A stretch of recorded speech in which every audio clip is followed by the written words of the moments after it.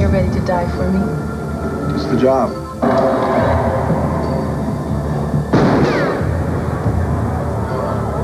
So don't do it.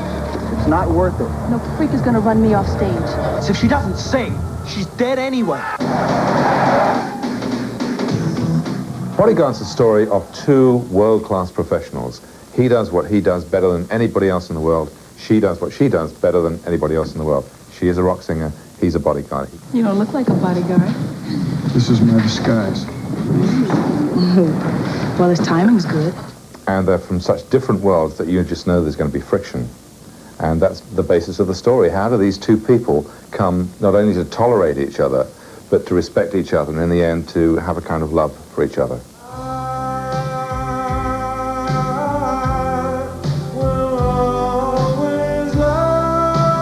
There's a universal quality, and that's why people will be able to understand it, and they will be able to understand the notion that we could fall in love and then fall out of love.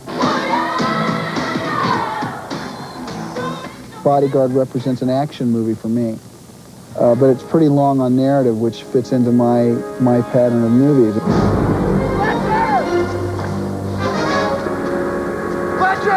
I'd like it to be my generation's Bullet.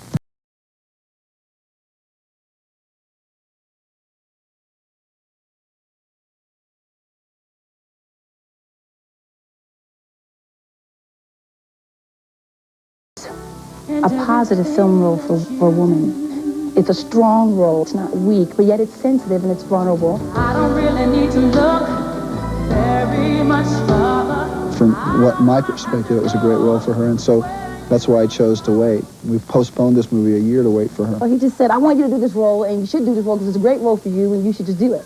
Everybody's afraid of something. That's how we know we care about things. The character that Kevin plays in the movie is a person whose job it is to watch the crowd, not to watch the person he's guarding, just to watch that crowd, looking for hand movements, looking for that thing coming up. Is it a camera? Is it a gun? What is that person doing at the back? Is their look not the kind of look you would expect? Is that kind of manic stare in the background? So that's the kind of world he lives in, a world of constant tension where you can't relax your guard for a second. You have to be looking into the glare of all those TV lights and trying to see what's happening just behind the glare. I think the movie does a great job of taking you into the world of a superstar. You look lovely tonight. Thank you. And they love you, don't they? In the movie, I walk up there and somebody's trying to kill me. Well, that's weird, you know. You know, I think probably from now on, I'll probably walk up there and go, look around like, who's out there? The whole business of stalkers, people who just devour everything that is printed about you every time your picture appears on TV. You just know that picture that appears in the magazine, they're going to be cutting out with scissors and they're going to be doing all kinds of things to you if you're a celebrity in their heads. Someone was in my house? Wait a minute, someone was in my house? I just would never like to be that kind of celebrity myself, to feel any moment that adoring crowd out there can contain the one person who has some really evil intent for you. You afraid I might get picked off in my snazzy running suit? No, I'm afraid that I'm going to have to jog with you. This is the first script that Larry Kasdan wrote like 17 years ago when he was still working in an advertising agency. And over the years, everybody picked it up and said, hey, this is really something, let's develop it. And I think it went through a kind of development hell. And in the end, wiser counsels prevailed, and they said what the guy wrote initially was a really, really good romantic thriller. Let's go back to that and let's try and update the things that have changed over the 17 years since it was written. But this is good material. Let's do it. And I'll bet you can fill up a whole day just washing the cars and driving Miss Marin around town, can't you? Well, that's my job. We're adding to your duties. Huh? We're adding to your duties. You're my new assistant. Henry's the chauffeur. He's the driver of Rachel Marin, who's played by Whitney Houston. He's sort of a happy-go-lucky type of kid. He's been with the staff for a while. He's ingratiated himself into the household, so he's sort of a member of the family. Oh, my own ego wall, no platinum records. Is she on Rachel? Mm-hmm. Nikki's wonderful. She started out singing as well as with her sis, and she was more, I I would say more ballad-oriented, more folk, and it wasn't, you know, working for her. So when her sister joined the act, it got the rock and roll attitude into it, and they went off, and she sort of just nurtured her up there. But she was kind of a genius of marketing her sister.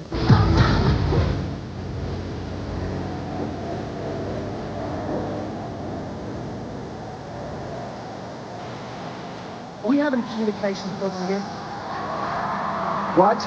I said, are we having a communications problem here? I mean, Excuse me. I need to keep this all clear, all right?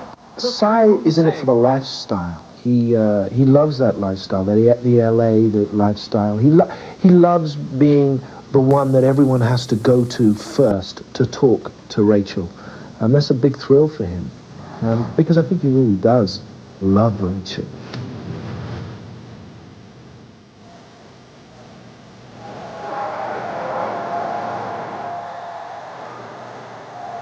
Whitney plays a singer slash actress, so people can then say, well, that's the same as, that is Whitney's character. But they were very, very different people, and when we'd finish a scene, you know, Whitney would just, she just goes and hangs out with the crew and drinks coffee and just chats, and she's very relaxed and very down to earth, and she's absolutely nothing like Rachel Marin. I loved working with Whitney. I cannot tell you how much I adored working with her. She's a very huge international star, known all over the world. And so at the table reading, she came in, she shook everybody's hand, gave everybody a hug, and we're like, okay, this woman's going to be nice to work with, because she's real down to earth. Something that you don't expect from somebody who's so famous, you know, just like Kevin, which was why, again, I said it was such a surprise. Just watching paint dry. From the man himself. She's smart enough to know that she has all this natural ability and presence and charisma and just the ability to be a celebrity on screen, and that what she lacked, because she'd never studied acting, was the few bits of technique that she needed to put that to use. She's very focused. She's been in the business a while, and it's not her first time acting. Whitney acted when she was young, and she's a performer, so there's a whole character that she takes on stage, too. So she's very used to camera. The one thing I think was maybe the magic piece of advice I gave her was, don't act. Just think. Think what your character is thinking at this moment, and the camera will photograph that. You don't have to act it. You're going to be that size, 30 feet, on the screen. The audience is seeing everything that your eyes are doing. It's going to appear in your eyes if you think it, and she did. You probably won't believe this, but I have a reputation for being a bitch.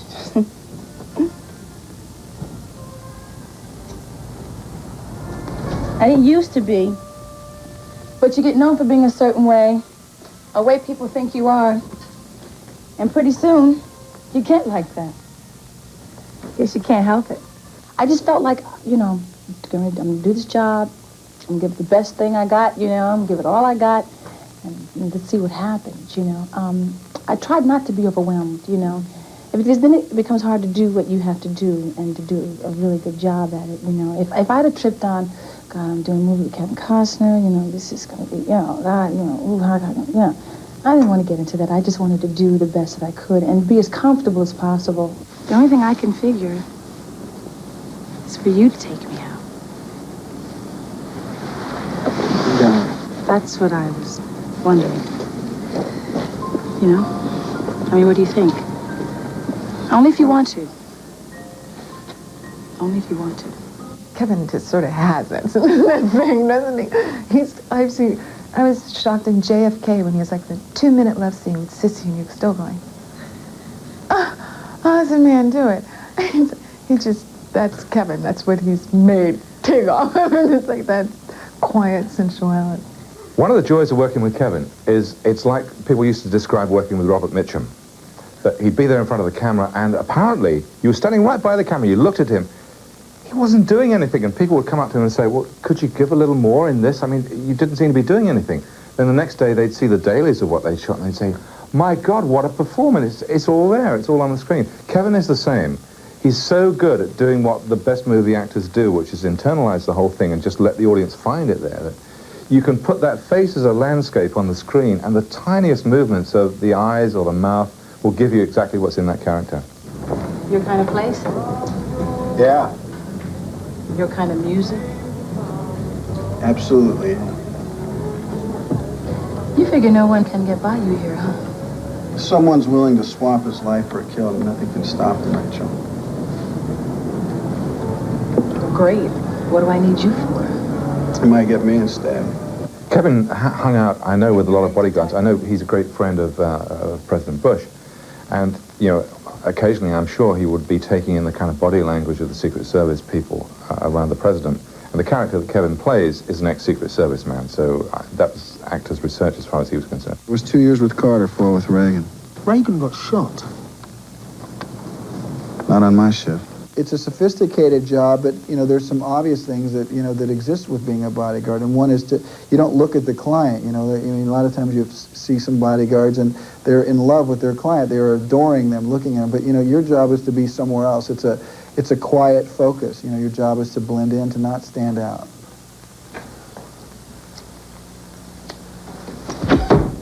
You know, I could do that. I mean, I ended up sticking it the first day. So it's not a kind of thing that I, you know, did for 6 months, because that's just not the way movies work for me.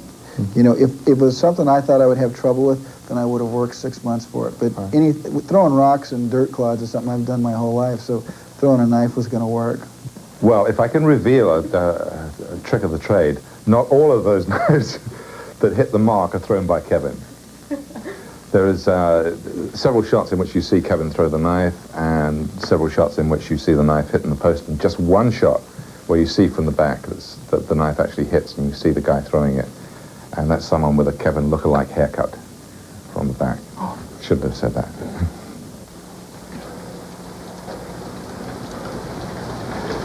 I don't want to talk. It is some glory in saving a president or somebody, but just anybody? You mean like you? Yeah, like me. It's a matter of conditioning and discipline. I don't trust discipline. I know at that crucial moment I'd cop out. It happens. But not to you, Fierce Frank, huh? It happens. I was very lucky that Kevin went to see a movie I'd done, L.A. Story, and he thought that was done fairly stylishly, which proves he has no taste. And he rang me up the next day and said, would I like to do this movie? And I said, I would love to, but do you really think I can do a romantic thriller? And he said, yeah. So I said, I'll give it a try. And we took it from there.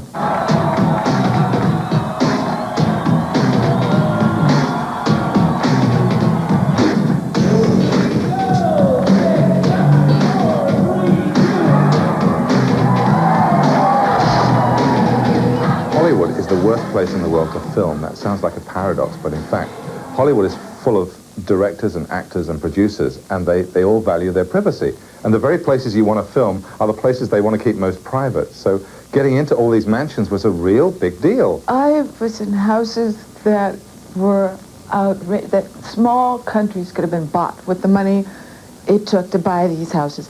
Boy, oh boy, I've never seen houses like this before in my life, you know? There was one place that was just exquisite. It was just exquisite, and there were like 3/4 of the house we didn't get to see. It was like the major CEO of the world. But it was also that one of the houses.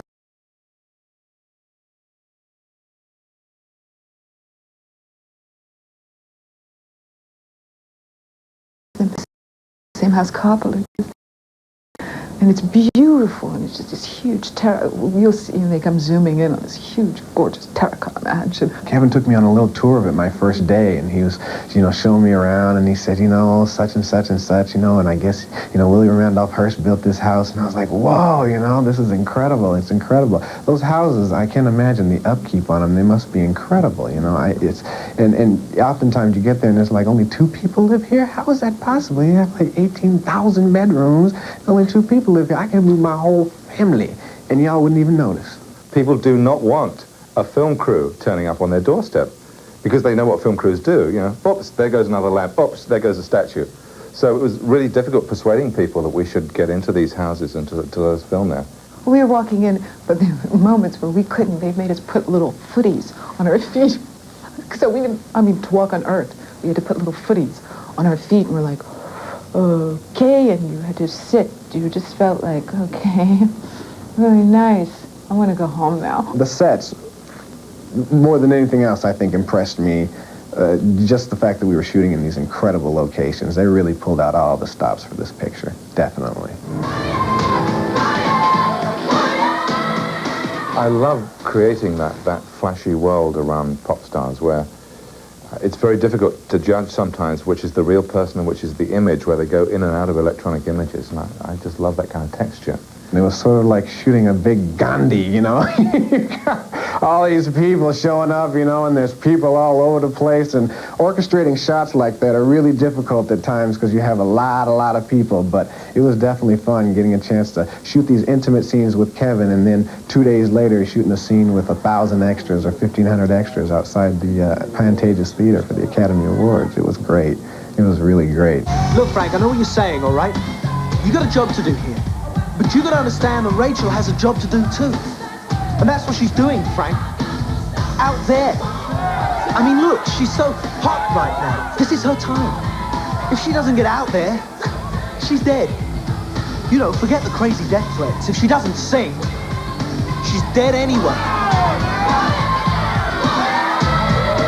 Yeah, it's always strange when you're making a movie because you've got a room full of extras, hundreds of extras, and they're all meant to be cheering and shouting.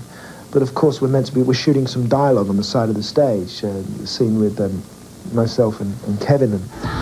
Handled properly, this whole thing could be good for $1 million worth of free publicity.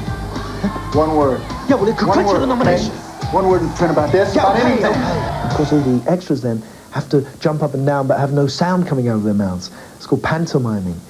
While I have to, doing a dialogue, shout very loudly, pretending that I'm shouting above all the noise. So there's me hollering and shouting, and there's silence in the auditorium, but people jumping up and down. Of course, when you see it all come together on screen, no one would know. But it's a little bit intimidating as an actor sometimes. You know, you can imagine some extra in the audience who's never been to seen a movie being shot before. Why is that guy shouting? Los Angeles, going on location. I went to Lake Tahoe, you know, to shoot, and it was a true film experience and very nice. Henry, I've spent a lot of time guarding people all over the world, and I found one thing to be true. No matter how incompetent the assassins, no matter how much they miss their target by, there's one person who always gets hit. Who? The cocky black chauffeur. Become someone special. And of course, a very quick way of doing that is look what, you know, ask John Lennon, you know, and so these things do happen, and I don't think a movie's really been made about it yet, and this one covers it quite, you know, I'm not saying it goes that far, but normally it's just the odd threat, and it's as far as it's going to go. You sent another one. What do you mean another one? Bill, what do you mean another one? They didn't tell you. Didn't tell me what? There were some letters before, Rachel. Same kind of thing. Threats, oddball stuff.